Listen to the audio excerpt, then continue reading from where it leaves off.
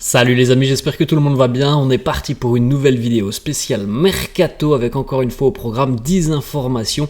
Et là on entre véritablement dans le vif du sujet parce qu'on a de plus en plus d'informations très importantes qui concernent le Mercato.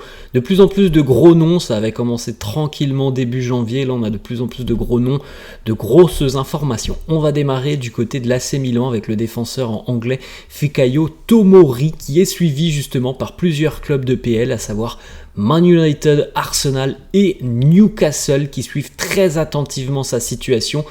Ça semble très compliqué parce que c'est un joueur qui est vraiment impactant du côté de Milan. D'ailleurs, il réalise sa meilleure saison à l'heure actuelle côté milanais. Déjà 3 buts inscrits, alors c'est un défenseur, c'est pas forcément son rôle de marquer, mais c'est quelqu'un qui a vraiment un gros volume, il est très impactant défensivement. C'est quelqu'un qui est rapide, qui est très costaud dans les duels. Il est encore sous contrat jusqu'en 2027 avec les Rossoneri. C'est un titulaire indiscutable côté milanais, donc ça semble compliqué d'imaginer un départ de Tomori qui en plus de ça a quand même une belle valeur marchande, et puis il se sent bien du côté de l'Italie, hein. Il a quitté Chelsea maintenant il y a plus de 3 ans et il se sent très bien du côté de l'Italie. Ça n'empêche pas d'avoir des clubs de PL qui suivent attentivement sa situation. On continue avec une autre information, celle-là arrive d'Arabie Saoudite. Lui est arrivé cet été, hein, du côté de l'Arabie Saoudite, Roberto Firmino qui est du côté d'Al-Ahly. Ça se passe pas super bien pour Firmino, hein, qui a marqué 3 buts, 2 passes D, donc c'est pas un bilan hyper positif. Évidemment que du côté du club saoudien on attendait beaucoup plus de rendement.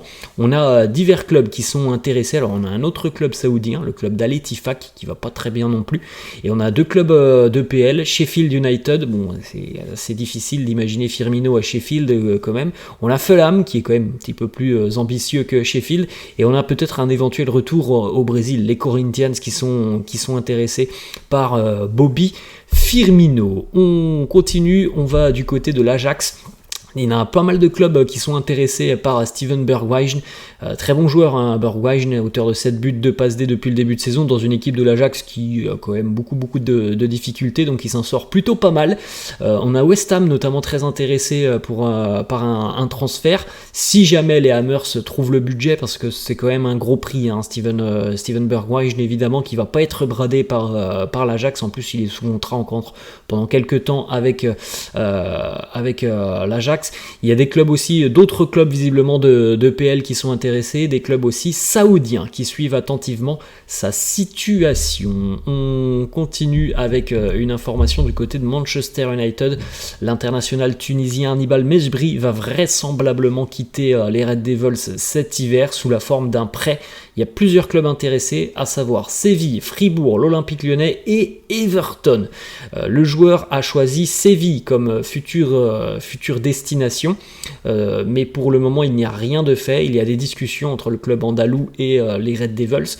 Il faut savoir que Everton est entré dans la danse aussi depuis à peu près 24 heures et que les Toffees font tout leur possible maintenant pour convaincre le joueur de les rejoindre, alors que lui avait donné déjà sa préférence au FC Séville. On enchaîne et on va du côté de l'Angleterre, on va en PL à Tottenham où les Spurs ont trouvé un attaquant pour la seconde partie de saison, Timo Werner, qui va rejoindre les Spurs. Là c'est fait, hein, c'est acté, on n'attend plus que l'officialisation, mais Fabrizio Romano a annoncé son traditionnel Here we go, donc il va arriver, lui qui n'a pas beaucoup de temps de jeu du côté de Leipzig, va faire son retour en PL où ça s'était pas forcément très bien passé pour la première lorsqu'il était du côté de Chelsea.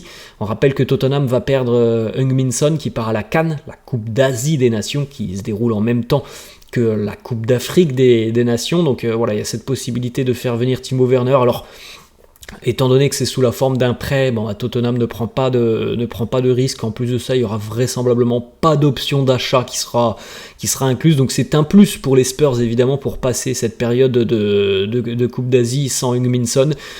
Si ça fonctionne sur le terrain, tant mieux. Si ça fonctionne pas, ça sera pas très grave puisqu'il n'y a pas d'option d'achat et ça peut être gagnant, hein, évidemment pour les Spurs si Timo Werner retrouve un petit peu la confiance et de l'efficacité devant le but. On continue, on va du côté de la Juventus. La Juve et le LOSC sont tombés d'accord pour le transfert du défenseur portugais Thiago Diallo qui devrait rejoindre la Juventus au mois de janvier. C'est pas très cher, hein, 3,5 millions d'euros. Alors pourquoi c'est pas très cher? Déjà parce que le joueur est blessé depuis le début de saison, parce que aussi il était en fin de contrat dans 6 mois, donc évidemment il y avait moyen de faire pression du côté turinois.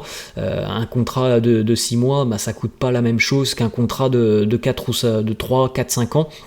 Et puis du côté de Lille, on était un peu acculé parce qu'on ne voulait surtout pas que le joueur quitte le club gratuitement l'été prochain. On était même prêt à le mettre sur le banc toute la seconde partie de saison. Alors j'ai pas la date encore de son retour parce qu'il a été blessé toute la première partie de saison, Thiago Diallo. Mais on était prêt, si jamais il revenait, à le mettre sur le banc pendant 6 mois. Donc voilà, on va prendre à peu près 3,5 millions d'euros du côté de Lille. C'est quand même pas cher payé. C'est un défenseur qui a montré beaucoup de qualité, notamment sur la saison dernière, et même depuis qu'il est arrivé à Lille, il a montré beaucoup de qualité, beaucoup d'impact défensif, donc c'est pas très cher payé, mais voilà, Lille était un petit peu dos au mur, hein, sur cette physionomie avec une fin de contrat dans 6 mois. On continue, on va encore une fois du côté du FC Séville qui essaye un petit peu beaucoup même de se renforcer sur ce mercato hivernal.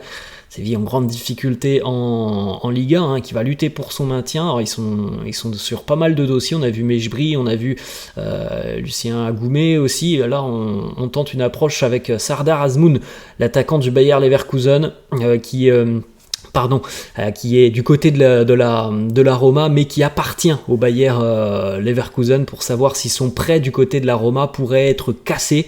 Or, voilà, il est du côté de la Roma, il ne joue pas. Évidemment, du côté de Leverkusen, il n'y aura aucun temps de jeu pour lui. Quand on voit l'équipe de Xabi Alonso, quand on voit les noms offensivement, même si on va avoir le départ de Boniface pour la CAN, ça semble impossible pour Azmoun d'avoir du temps de jeu du côté de Leverkusen. C'est déjà très compliqué du côté de la Roma, donc voilà, c'est une possibilité pour lui d'aller trouver du temps de jeu du côté de Séville. J'avais oublié aussi un Séville qui se montre intéressé par David Datro Fofana, donc voilà, ils essaient véritablement de se renforcer avec pas mal de prêts d'ailleurs, hein, parce qu'ils n'ont pas forcément les moyens d'aller chercher tous ces joueurs en transfert sec. On continue, on va du côté de Manchester United. Le départ de Facundo Pellistri semble acté. Eric Ten Hag a d'ores et déjà donné son accord pour un départ du jeune attaquant uruguayen. Villarreal a de nouveau montré un intérêt sur Pellistri. Manchester pourrait demander 10 à 15 millions d'euros. Là, on parle bel et bien d'un transfert sec et non pas d'un prêt. Ensuite, on va du côté de l'OGC Nice. Nice qui se montre intéressé par un ancien joueur de Ligue 1 qui a fait les beaux jours, notamment de l'OM, entre autres. Florian Thauvin qui évolue du côté de l'Udinese. Ce n'est pas un titulaire indiscutable du côté d'Udine, Flo Thauvin. Alors il a du temps de jeu, il a été décisif quelques fois cette saison, je crois qu'il a été décisif à 5 reprises, 3 buts de passe D. Mais en tout cas, c'est pas un titulaire indiscutable, et c'est une équipe d'Udinese qui est un petit peu en difficulté, hein. Ça va lutter pour le maintien, même si ça devrait le faire, ça va quand même galérer jusqu'en fin de saison. Alors que du côté de Nice, on est ambitieux, on a un projet ambitieux, on a vu une première partie de saison plus que réussi des hommes de Farioli, donc ça peut être quelque chose d'intéressant, puis c'est quelqu'un d'expérimenté qui connaît très bien la Ligue 1, donc ça peut être aussi quelque chose de positif pour les Aiglons. On va cette fois-ci, les amis, du côté de Leeds, et on va terminer d'ailleurs là-bas, 12 buts, 6 passes D depuis le début de saison en Championship, 2e division anglaise. Crescencio Summerville, l'attaquant néerlandais, très très très mobile, très bon buteur, il est capable de bouger partout sur le front de l'attaque, quelqu'un d'assez vif, d'assez rapide. Crescencio intéresse 2 clubs de PL, Aston Villa et Brighton. C'est l'un des meilleurs joueurs de Championship, tout simplement, depuis le début de saison, et il y a 2 clubs très intéressants qui le suivent, Villa et Brighton, 2 clubs très ambitieux qui proposent du jeu. Reste à savoir si Leeds est vendeur, parce que ça pourrait mettre un coup d'arrêt tout de suite à une éventuelle quête d'une montée en PL, hein. Quand tu perds l'un de tes meilleurs joueurs sur la première partie de saison, ça peut mettre un gros coup d'arrêt quand même sur la seconde partie de saison. Voilà les amis, la fin de cette vidéo, j'espère que ça vous a plu. N'hésitez pas comme d'hab à lâcher un petit pouce bleu, n'hésitez pas non plus à vous abonner à la chaîne. Je vous laisse et je vous dis à la prochaine, ciao.